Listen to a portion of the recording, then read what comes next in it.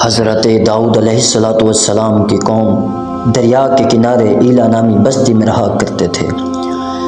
ان لوگوں کو اللہ نے ہزاروں نعمتوں سے نوازا تھا، لیکن جب راحت و سکون آیا تو یہ لوگ اللہ کی عبادت سے محروم ہو گئے اور یہ اللہ کی مخلوقات پر ظلم کرنے لگے۔ تو یوں اللہ نے خبردار کیا، ہفتے میں ایک دن، ہفتے کے دن شکار نہ کیا کرو۔ اتوار سے لے کر جمعے تک جتنا شکار کرنا چاہو کر لو، لیکن ایک دن اللہ کی عبادت اور مخلوقات پر امن کے لیے رکھ دو۔ یوں اللہ نے ان کا امتحان لینا شروع کر دیا۔ وہ اتوار سے لے کر جمعے تک مچھلیاں پکڑتے، لیکن مچھلیاں زیادہ مقدار میں ہاتھ نہ آتی، اور ہفتے کے دن سمندر کو دیکھتے تو بڑی بڑی مچھلیاں نظر آنے لگتی۔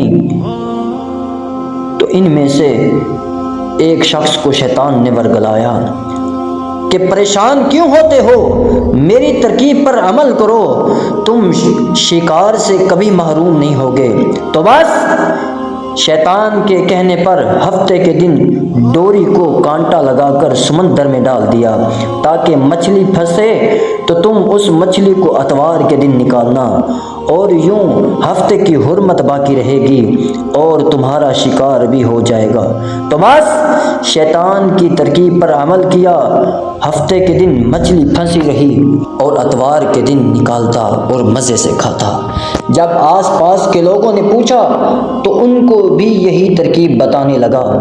تو یوں اس قوم کے لوگ ہفتے کو شکار کرتے اور اتوار کو نکالتے، اور کچھ نے تو سمندر میں نالیاں بنا بنا کے چھوٹے چھوٹے تالاب بنائے تاکہ ہفتے کے دن جیسے ہی مچھلی یہاں سے گزرے اور تالاب میں پھنس جائے، اور ہم اتوار کو مچھلیوں کو نکال کر کھائیں گے۔ گاؤں میں کچھ اللہ کے خاص بندے بھی تھے جو کہنے لگے، اے لوگو، اللہ نے ہفتے کے دن شکار کرنے سے منع کیا ہے۔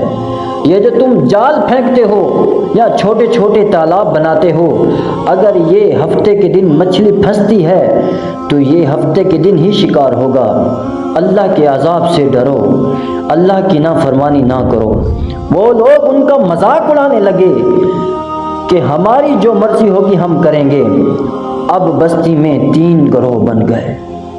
ایک وہ گروہ جو ان نافرمان لوگوں کی بار بار اصلاح کرتا، دوسرا وہ جو ان لوگوں سے نفرت کرتے، تیسرے وہ لوگ جو گمراہ ہو کر اللہ کی نافرمانی کر رہے تھے۔ تو یوں بے شک بندوں نے اس بستی کے درمیان دیوار کو کھڑا کر دیا، یہ حکم نافذ کیا کہ اللہ کی نافرمانی کرنے والے وہ لوگ اس طرف چلے جائیں، اور ہم جو اللہ کے فرما بردار بندے ہیں وہ اس طرف رہیں گے۔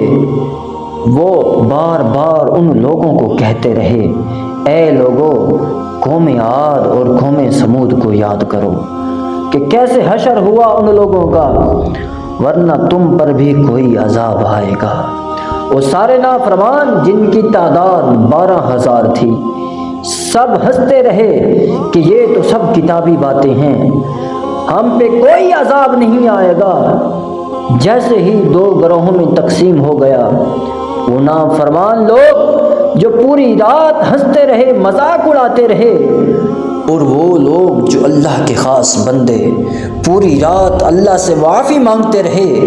تو بس جیسے ہی صبح ہوئی، ایک نیک انسان اٹھا، اس نے محسوس کیا کہ دیوار کے پار سے کسی انسان کی آواز نہیں آ رہی۔